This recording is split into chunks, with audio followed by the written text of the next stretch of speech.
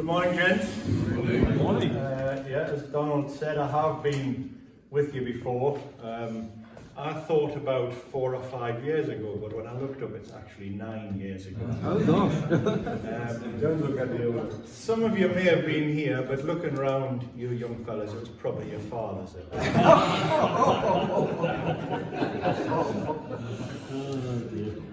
As Donald said, I'm his kid brother. He's a lot older than me, obviously. And when I was born, my father used to tell everybody that he had kids from 6'2" to 18 inches and every size in between. So yeah.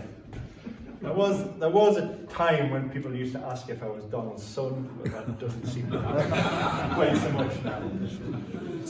The last time I think I was with you, I talked about, I think my title was Bulls and Burials or something like that. It might have been Cows and Cremations or something like that. So I kind of, as Donald has intimated, I have a sort of a double life, kind of a Jekyll and Hyde character. So I swing from being a sort of compassionate, kind, gentle funeral director to being a bitter, twisted, angry farmer. So I think this morning I'm going to concentrate a little bit on the funeral side of things. And I thought to do something a bit different. I would just talk about the changes that I've seen in the funeral industry and getting on close on 20 years. I still do farm though, up at Rothbury, which is sort of 7 miles northwest of Rothbury. It's a family farm where we were all brought up. We're tenants there. We have about 350 acres. It's a mixed sort of farm, upland farm. We grow a little bit of cereals, but it's principally livestock. So we have a sheep flock, and pride and joy is my Charolais cattle, pedigree Charolais cattle. Used to actually share a bull with Howard many years ago, and we breed bulls take to the bull sales for breeding. But a number of years ago, back in, well, it was 2005, my brother-in-law, who was the owner of a successful funeral business up in Edinburgh, he approached me and he said that they had an opportunity to buy a small business in Alnwick. Would I be interested in being involved? Well, I thought, not really, I'm a farmer and why would I? But I always remember something he said to me, stuck with me and resonated, and he said, if I had to describe you, I would say you're a people person, but you're spending 90% of your life on your own. And that was something I sort of thought about. And at that time, that was sort of coming on the back of foot and mouth and BSE and all of those challenges that the farming industry faced. We have 3 of a family. 2 girls at the time were away to university, which, as many of you will know, is just kind of like burning £10 notes. Farming at the time wasn't great, and I thought, well, maybe this is something that I should kind of consider. So one thing led to another, and I started initially sort of part-time, just helping out and looking after things at Alnwick. Things developed and evolved, and we, over the years, acquired 1 or 2 more businesses in Northumberland, and the part-time role became full-time. So since about 2007, I've been a full-time funeral director and a part-time farmer. We now have there's 10 funeral homes in Northumberland and into North Tyneside, mainly down the east side of the county, so from Alnwick in the north down to Monkseaton in between. We do about somewhere between 750 and 800 funerals per year, which is probably about between 20 and 25% of the funerals in Northumberland.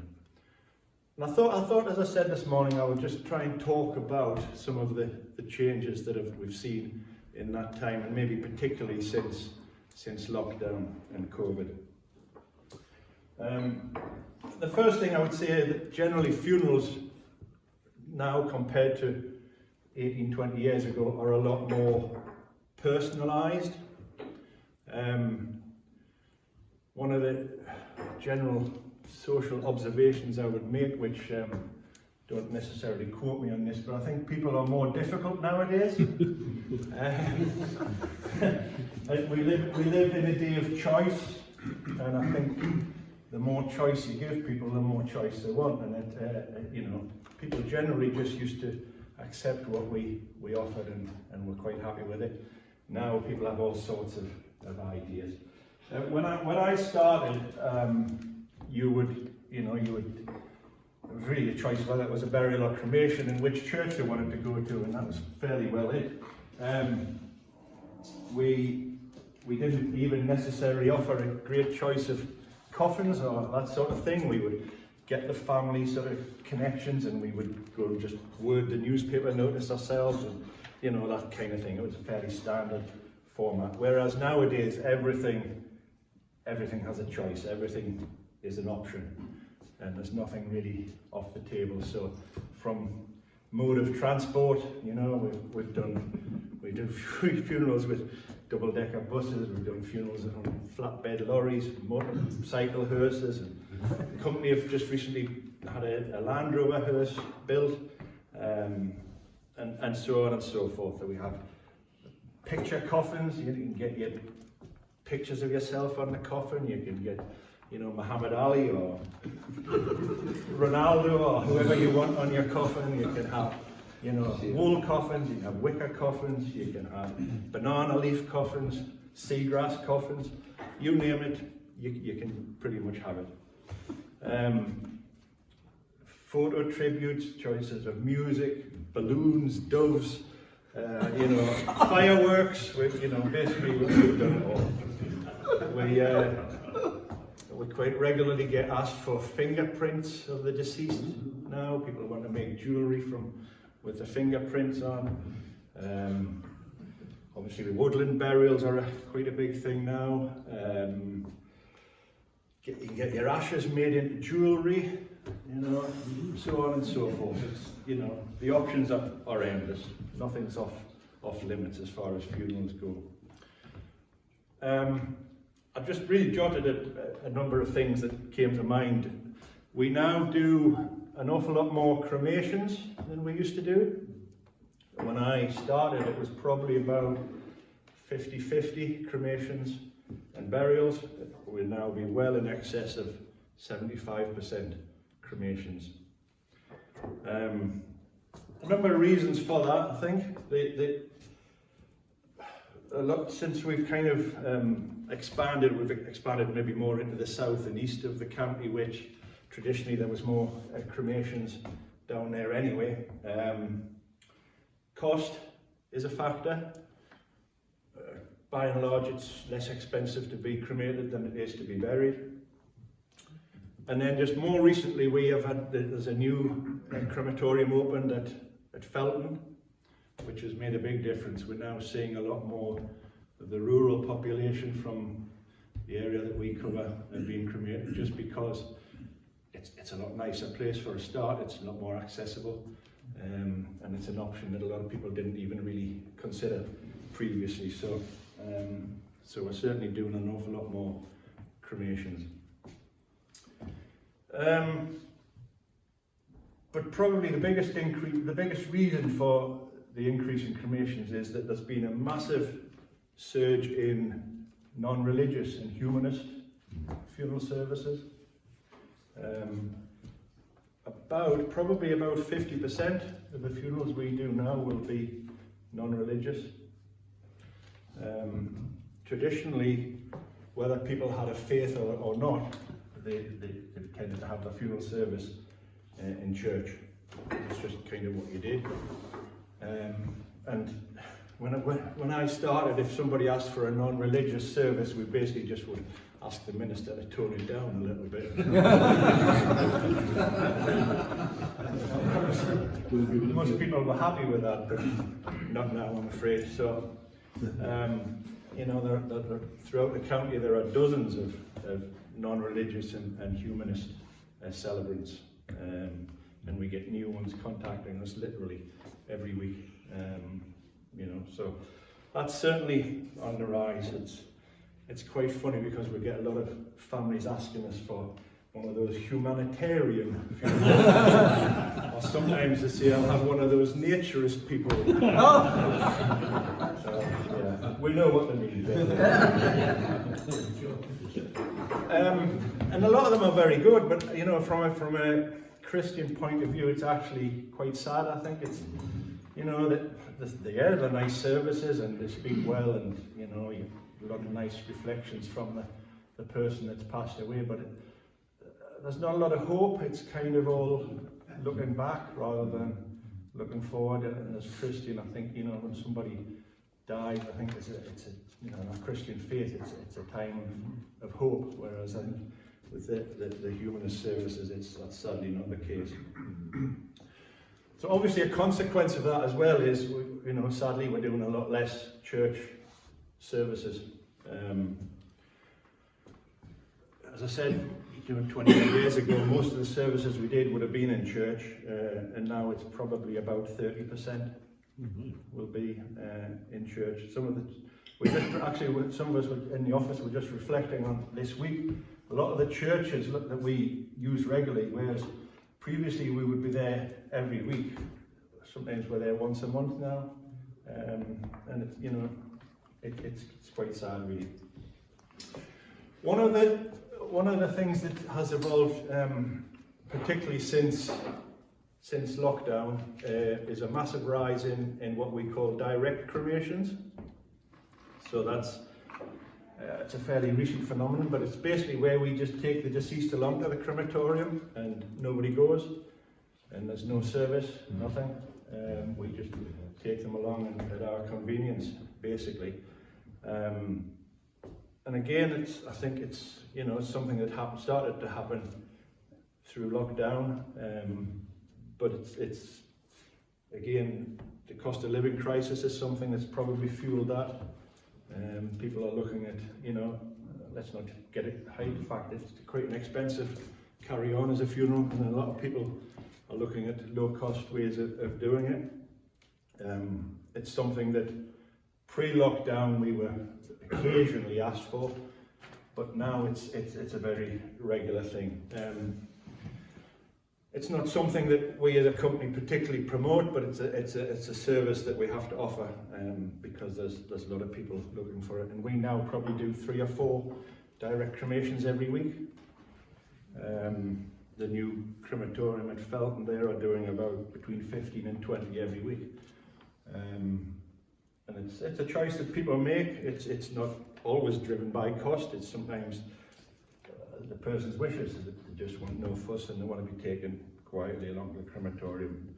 It's just, again, it's something I find quite sad that, you know, somebody's lived a life and there's no opportunity to celebrate that life or to say your farewells, you know. But it's a choice that people make.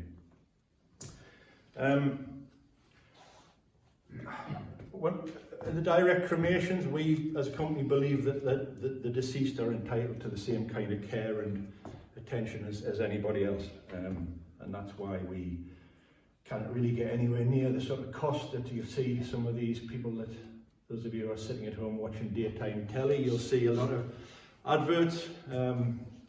It's been a massive rise. There's a lot of company pure cremations, direct cremations, and funeral partners that's advertising all the time. And it's all cost driven.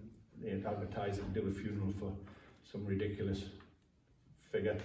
And it's basically they have a business model where they everything's done online pretty much, and they'll have a team of guys who are running around in a van picking up folks from hospital mortuaries and taking them direct to their own crematorium centrally. It's kind of a stack them high and buy them cheap kind of thing. No. And if that's what you want, that's what you get. It's like everything else in life. I think you generally get what you pay for. It's not something that, you know, we would encourage or promote, but that's sort of how it works. It's a kind of a million miles from what we try to do, I think. There's a lot of other things, you know. We were trying to work out the other day why we're not necessarily doing any more funerals than we've done over the years, but we seem to be busier, and I think it's all of this all of the stuff around the edges that people ask for. So another thing that sprung up through lockdown was the live streaming, you know, whereby when you're only allowed a handful of people at the service, they would live stream the webcast the thing. That's something that's remained. Now people that have relatives abroad or at the other end of the country, they want the services live streamed. You know, things like, as I said, photo tributes and visual tributes and music tributes, all of that kind of thing all, you know, impacts on our time and things that we spend a fair bit of time doing. Another thing that now, some of you will have read horror stories in the newspapers about people's funeral plans going missing and funeral directors disappearing with the money and people die and thought they had the funeral paid for and it's not there. We've seen a massive increase in the last few years of regulation within the industry, which from our point of view is no bad thing really, because it tries to keep standards up. We're, as a company, we're members of the two main regulatory bodies in the industry, so the National Association of Funeral Directors and the Society of Allied and Independent Funeral Directors, and as such we agree to adopt their codes of practice. But that, as a result, that means that basically everything that we do is scrutinised. We're regulated and monitored up to the hilt really. We have 3 different organisations that inspect us and check on everything we do, from our record keeping to our procedures and protocols on a regular basis. We're, as funeral directors, we're all appraised annually. Our embalmers are assessed annually. We obviously sell funeral plans as well, and so we now have to be registered and assessed by the Financial Regulatory Authority. We have to come individually, we have to complete 15 hours of professional development and pass an assessment every year so that we can sell plans to you guys. It's all a bit of a pain, but it keeps us on our toes. One of the other things, paradoxically to that, a bit of a strange phenomenon, but recent years has seen a massive increase in the number of budget or low-cost funeral directors that have sprung up. We would say at the bottom end of the market. Again, driven by, you know, people's finances being tight and all the rest of it. And like anything else, you know, you can advertise a product at a lower price, it's sort of, people are interested. And, you know, funeral poverty is a massive issue. You know, a lot of people just tend to live day to day, and suddenly something happens and you've got to find £4,000 or £5,000 for a funeral. It's not, you know, it's a real problem. So more and more people are shopping around and trying to get something a little bit less expensive. So people, again, this is, you know, this didn't really used to happen, but we do get a lot of people now phoning up and asking for a price, and phoning around, and a lot of people will say, you know, you go through it and you give them a price and they'll say, oh well, I've had a lot cheaper quote than that. One of the things that I say to them is, well, if you've got a few minutes, you know, come and see us and I'll take you around and I'll show you our facilities and I'll show you how we do things and where we do things. I'll show you where your loved one will be kept and all of the rest of it. And I said, but on the condition that you ask the same of the people that's giving you the cheaper quote, you know, because, you know, we believe that we provide a service that is difficult to beat really in terms of care and attention. So, you know, that's fair enough. People, as long as people are aware of what they're buying, that's fine. We're not, you know, I wouldn't claim that we're the cheapest. We're not the most expensive either, but I, you know, firmly believe we probably offer the best value for money. One of the things I was just talking to Ken about it last night actually was that something else that's changed now is a lot more paperwork. and we now have to get authority and permission for just about everything that we do. When I started, I would sit down with somebody, I would arrange the funeral, I would make a few notes, and I would go in and do whatever I had to do. Now we have to get you to sign for everything. We have to get you to sign, you know, if your loved one has any jewellery. We have to get you to sign if you wishes to embalm your loved one. We have to get you to sign for pretty much everything, because of the day and age that we live in. You would almost say there's a lack of trust, and that's kind of how it comes across. As I was saying to Ken, a lot of people that I'm sitting arranging funeral with, I've known all my life, and yet I'm getting them to sign, you know, an estimate. I'm getting them to sign for all sorts of things because it seems like I don't trust you and you don't trust me, and it's just the world that we live in with legislation and people suing and one thing and another. Anything goes wrong, we have to have our backs covered. It's quite sad. It takes away, it's a bit more impersonal, but sadly it's just the way that we live. What else have I got on here? Yeah, we as a company have made quite a lot of changes in the way that we do things now. A couple of years ago, we invested quite a lot of money in our office at Ashington, and that is now sort of a central hub for our operations in Northumberland.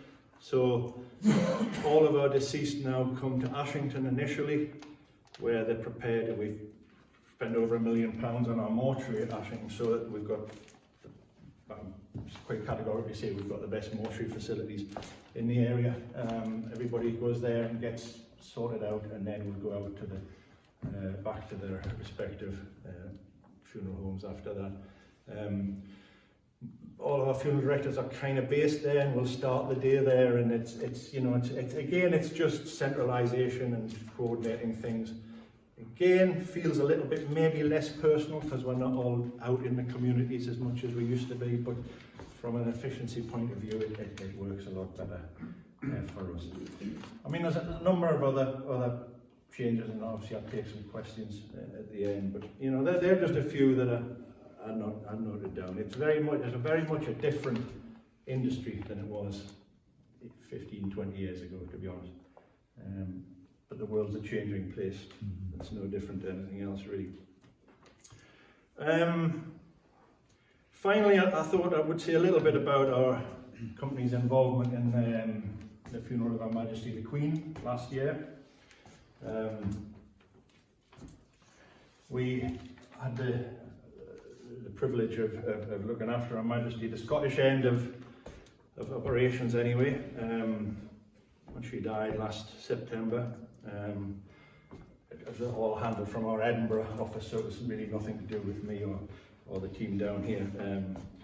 But the Queen's, or the royal family's official funeral directors are Levertons from London, but the Queen had always made it known that if possible she wanted to die at Balmoral, and so there was a meeting between her sort of people and our people. sounds like some kind of gangster thing, but our company met with the Queen's people back in 2000, and the plans were drawn up then really for what would happen with her demise. And the file that was subsequently produced and presented to us was 200 pages of detail, which obviously last September had to be got out and dusted down and read again.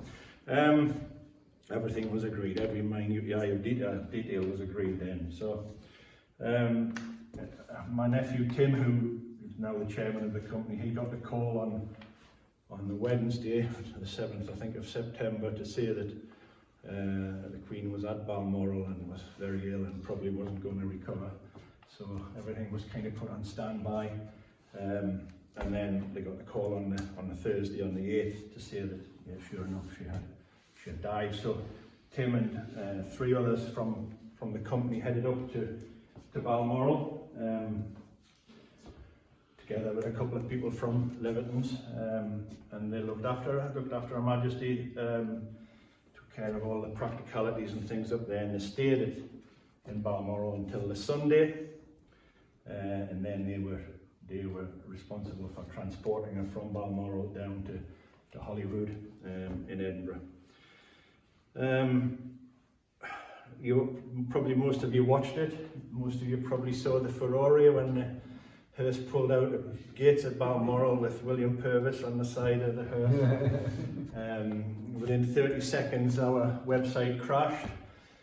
Social media all went into meltdown, and we had all sorts of comments, positive and negative, about, advertising on the Queen's funeral. It wasn't something that really we'd given any thought to as a company. All of our hearses have our name on. They'd all been checked out by the Queen's household and security and everything. Nobody had batted an eyelid. But it was the main talking point as far as we were concerned, and caused a little bit of anxiety for a little while. Probably, on reflection, if I dare say it, it's probably the kind of advertising you couldn't buy if I guess Coca-Cola or McDonald's or somebody would have paid millions for that. And even yet, it's strange. Just yesterday, somebody else said, no, if you're good enough for the Queen, you're good enough for the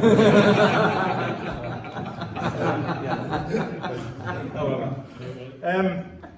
So just getting back to the practicalities of the Queen's funeral.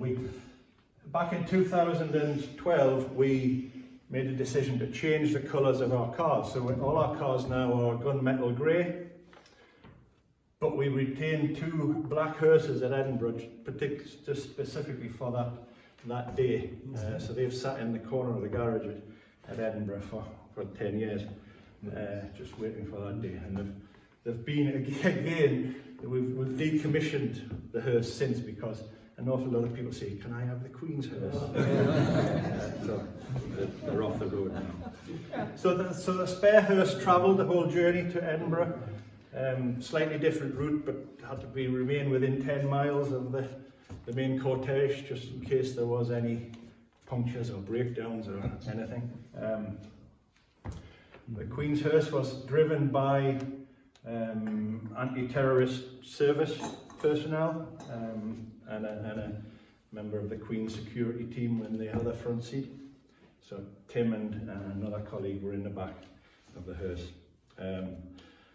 They proceeded down to Holyrood, and then on the following day, on the Monday again, you'll have watched the procession of the Royal Mile all the way to St Giles Cathedral, which was quite a pressure, because if you saw the crowds of people and the bearer party marching along the side and the royal family walking behind, millions in the whole world watching, it's one of those occasions where you really don't want anything going wrong, obviously.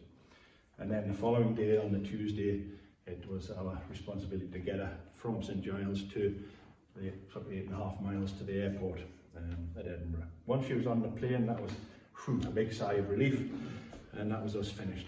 Basically, she then flew down to RAF Northolt, and Levittons took over down there. So,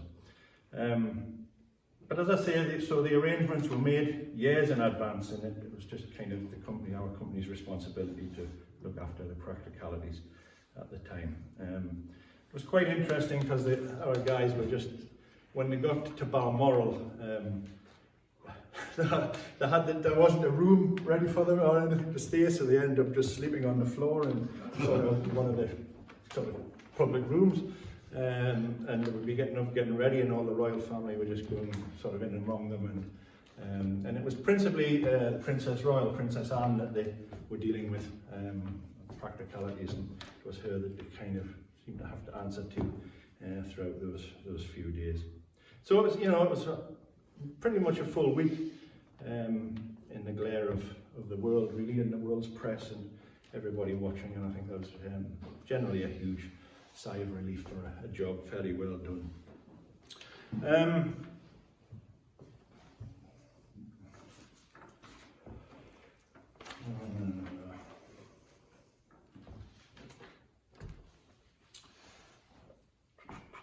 So basically I just want to sum up. a massive privilege to be involved in the Queen's funeral, but it's a massive privilege every funeral that we do, you know. That one was very much in the public eye, but it's no different to every other funeral that we do, really. I generally regard what we do more of a vocation than a job, if I dare say it. We have the privilege of being sort of invited right in amongst families at a time when they're vulnerable and when they're feeling, you know, a lot of questions. And one of the things, again, as a Christian, you get the privilege of speaking with people about things that matter. People have, if someone's died, people generally have a lot of questions, particularly if it's untimely or it's tragic, you know, and people are wanting answers. I'm not saying as a Christian that we have all the answers, but certainly it opens up conversations, get a lot of chances to share my faith and talk to people about what I believe. And you know, I think a lot of people go away and think about that at a time when they're hurting and when they're struggling. So just a couple of the verses that I just sort of wanted to finish with. There's a verse in Psalm 34:18. It says, "The Lord is near to the brokenhearted and saves the crushed in spirit." And then in Matthew chapter 5 it says, "Blessed are those who mourn, for they shall be comforted." And I think that's something that we have as a Christian that we can share. Obviously in this day and age you can't just go preaching to people, but as I say, often opportunities arise where you can talk to people about what you believe, and it's a privilege to do so. That's pretty much what I had to say. I don't know, do you know me open up for questions? No, we do. We've got about 10 minutes. Thank you, Chris. One here, Jason. Did you say that there were more woodland burials now? Yeah. Can you explain what's sort of woodland? Well, what do you imagine a woodland burial is? Well, I thought you'd only be buried in a graveyard. No. You can be pretty much buried anywhere, truth be told. There's a few hoops you have to jump through and all the rest of it, but there's been a rise in woodland burials. That's why I turned it back on you. And it's quite interesting getting people's perception of what a woodland burial is. I don't know if any of you have been directly involved in one or if you had any experience of one, but people, you know, we live in a day and age where everybody's trying to look after the planet and be a bit greener and all the rest of it. And so a woodland burial, the main difference between a woodland burial and a traditional burial in a cemetery or a churchyard is, rather than putting up a memorial stone, you'll plant a tree. That's the nitty-gritty. A lot of people imagine a woodland burial that it would take you away in the middle of a wood among the bluebells and what have you, and you know, it's not really like that. Most of them tend to start out as a bare field, and as people are buried, then there's trees planted, and over years and years it becomes a lot more established. There's the one that we use. There is one in Hexham, but you nearly need a mortgage to get buried there. If I'm honest with you, it's probably the most expensive burial site in the country. But the one that we use nearest to here quite a lot is at Belsay. There's a new one at Belsay, and I see a new one. It's been there about 5 years now, and there's a huge difference in it since it started. Again, it was just a bare field. Now it's, you know, they don't mow it. It's sort of in the summer. You've got all the wildflowers and the grasses and what have you. And they're planting trees which are now starting to get established. And it's just a greener option. Is it technically a graveyard, but you can't have any memorial stone? Technically, and it's not kept in any shape or form, so it's not mowed and tidy. It's, you know, it's left to grow wild, basically. You couldn't be buried in your back garden if you wanted to. You could. It's a bit of rigmarole. You have to get permission from the water authority first of all. So you have to check the water tables and make sure you're not going to pollute the local water supply and all the rest of it. You have to get it legally written into the deeds of your property that you're there and all the rest of it. So you might have a problem when you come to sell it. So the land registry and everything, it has to be all, does it? Start doing it now if you want to do it. takes a little while. Yes, Brian? I guess that all your cases are so different and Yeah. the emotional needs will be different. Absolutely. But have you got a preferred timescale for proceeding from death to... It depends on a lot of things, really. Again, it's something I was talking to Ken in the car on the way across this morning. Most people's, when we first sit down with the bereaved, most people's starting point is we want it as soon as possible. And depending on what they want in terms of funeral and depending on the circumstances of the death and everything else, it varies a lot. A time of year, if I dare say it, we're now approaching our busiest time of year, and so the turnaround is quicker. Generally speaking, you can have a burial quicker than a cremation. 2 reasons. That for a cremation, obviously you book a slot at the crematorium and they are in demand, so it kind of depends on getting a slot that works for the family and works for us and works for everybody. There's more paperwork involved in a cremation, so you need time to get everything filled in and sorted and where it needs to be. Again, we try and work around family commitments. You know, often in the summer we say, oh, we don't want the funeral for 3 weeks because so-and-so's away on holiday and all of this. So there's all sorts of things come into the equation.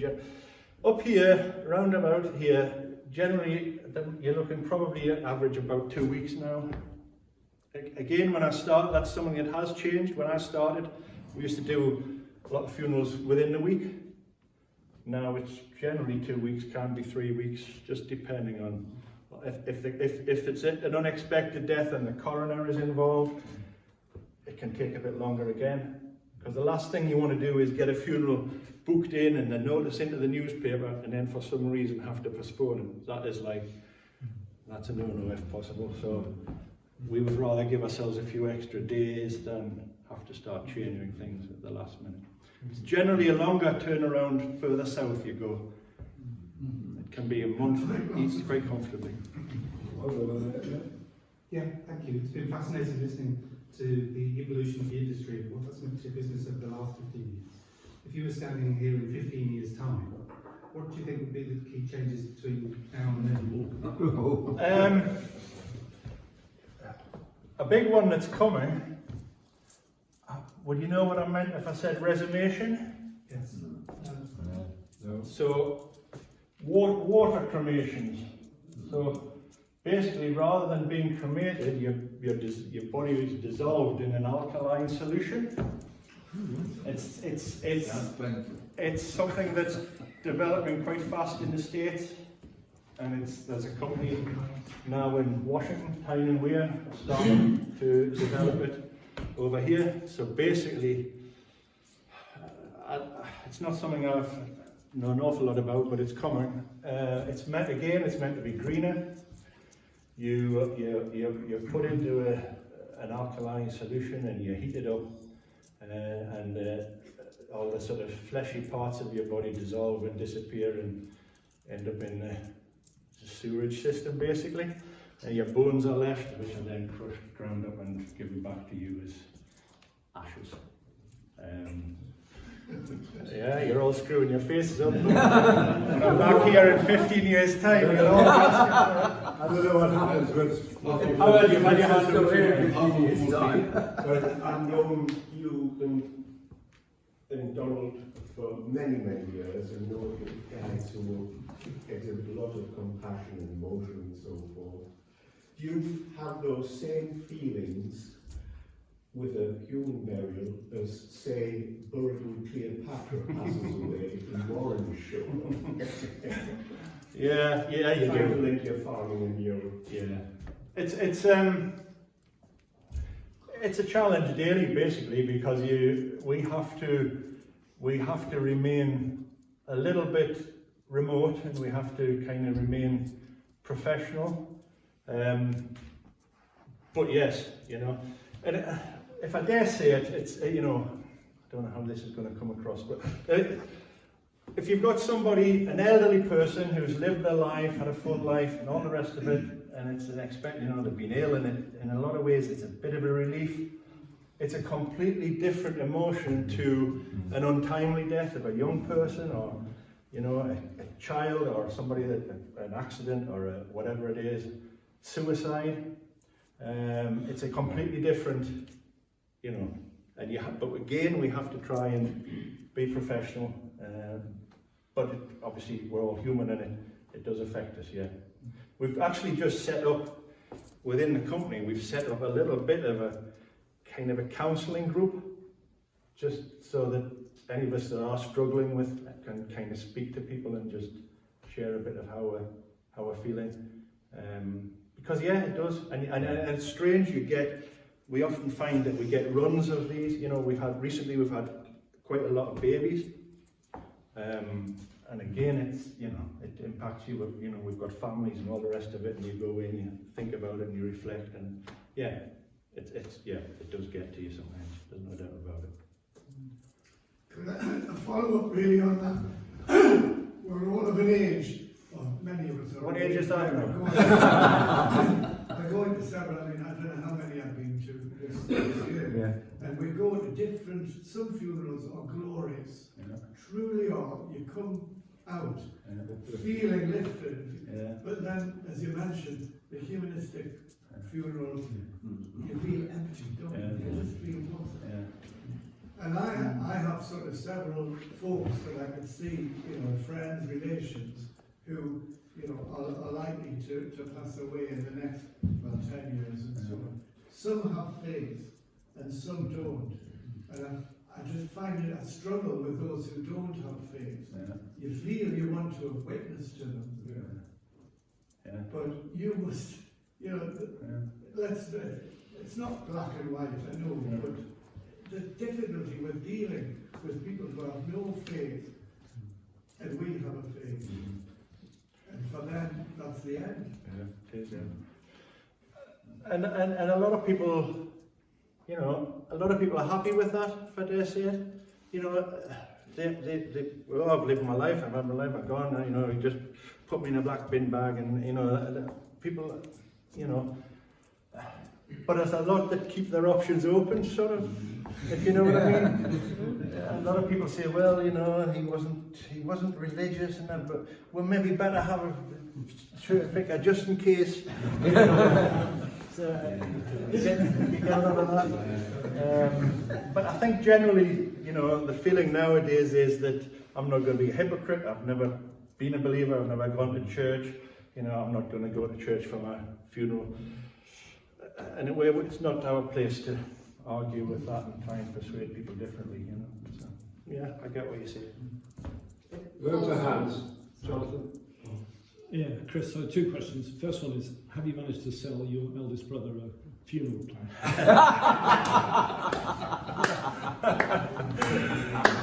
He's waiting, hoping he's going to get mates rates, I think. No, I haven't. Imagine a discount. I haven't as yet, no. But I'm working on it. Oh, you're working on it, okay. And the second one is, work in Ireland. So one of the things over there, they seem to put them in an open casket, and before the body's even cold, they're absolutely. So how are they able to do it so much more quickly? I haven't a clue. Oh, okay. It's funny you should say that, because about 3-4 months ago, I've got a friend in Ireland whose father died, and he died on the Friday, and I rang him on the Monday, and I said, Nevin, if you know, sorry about your dad, blah, blah, blah. Let me know when the funeral is. If I can come, I'll try. He said he was buried yesterday, buried on a Sunday, and he died on the Friday. And it's strange because, again, this is going to sound very politically incorrect. I'll say it anyway. Right. Muslim funerals we can get within 48 hours. You know. It's a requirement for them. Most of the crematoria that we use are council run. The one new one at Felton's privately owned, but Blythe is Northumberland Council, West Roads Newcastle Council, and Whitley Bay's North Tyneside Council. And you know what it's like does anybody work for the council? You know what it's like trying to get the council to do anything, you know, a computer says no. But when we have a Muslim funeral, they'll come in to do overtime, they'll do whatever, It's quite strange. So how they do it in Ireland, I do not know, because you wouldn't even get an appointment at the registrars here within a couple of days, never mind have the funeral, so I don't know. So if you want a quick funeral, you have to just say, oh, he's a Muslim. You have to convert quickly. Absolutely. Yeah. Yeah. There must be tremendous difference between some church services. I mean, they look as though I get the impression they allow half an hour, but there are many church services, particularly where they're Christian, which go on an hour and a half sometimes. Yeah. Yeah, absolutely. And Yeah. you have to budget for that too. You get to know your clergy and your churches, Oh, and you know, particularly if you're then falling onto the crematorium, yeah. because the best way to fall out with a crematorium is just to be regularly late. Yeah. So, you know, if I'm coming to your church and I know that it's going to be an hour, then we always have to allow the extra time in between. It's quite funny because Donald and I and Alf and several others were brought up in a Brethren church, and one of the cemeteries that we use in Morpeth, again it's council run, and on a Friday, the last burial you can have on a Friday is 11:30, because by the time they get to Greyfield, they'll have to be finished by dinner time, you know, on a Friday. The overtime and so, and traditionally our brethren funerals, you know, around the graveside we would have sing hymns and we would do also. So whenever I'm booking one in on a Friday, the gravedigger always says, "It's not one of them bloody brethren, is it?"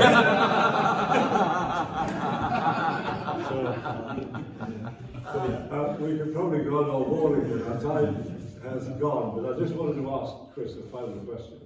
So what is the most bizarre things you've had to put in a coffin with the body, Chris?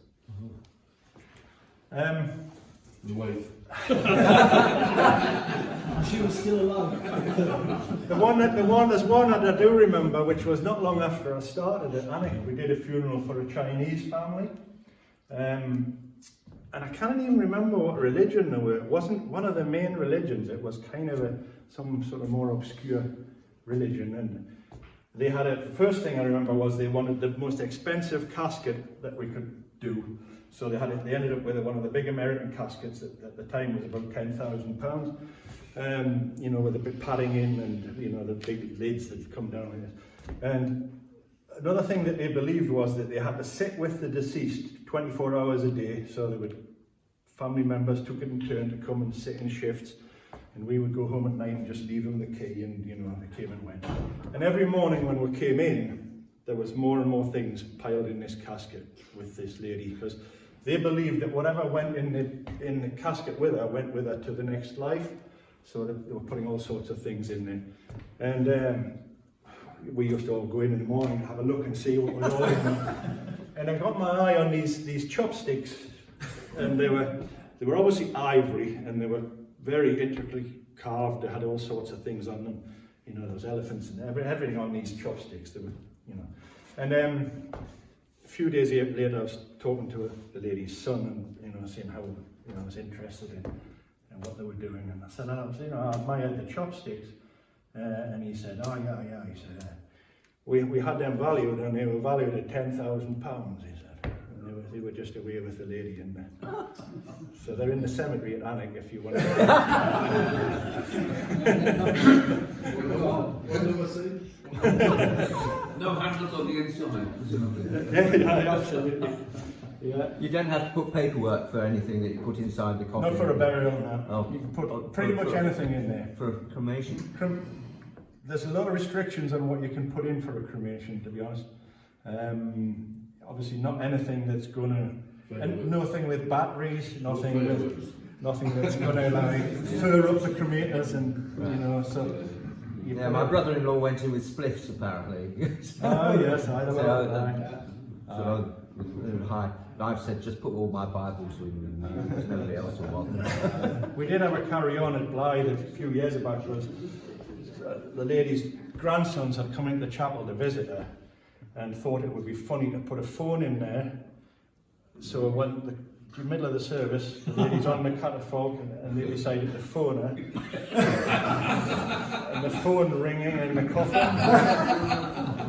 there was a big furore, there was council meetings and everything. Well, Chris, thanks very much indeed. Everyone's much more enlightened now. And we can plan much more carefully about how things are going to be. So thank you very much indeed for coming this morning. Thanks very much.